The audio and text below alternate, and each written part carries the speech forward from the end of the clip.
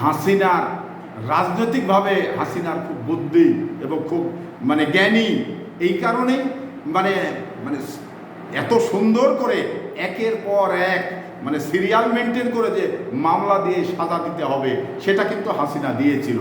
তো হাসিনা এত বুদ্ধিমান হয়েছিল যা এই 17 বছরে কিন্তু আল্লাহকেও সে অস্বীকার করেছেন এবং আল্লাহকেও সে মানেননি, যার কারণে এই দুনিয়ার বাদশা সেজেছিল, যার জন্যে এখানে যে নিরপরাধ লোকগুলোকেও ধরে ধরে মামলা দিয়ে সাজা দিয়েছে, শুধুমাত্র তার প্রতিপক্ষ বলেই তারা যেন নির্বাচনে না আসতে পারে এই কারণেই।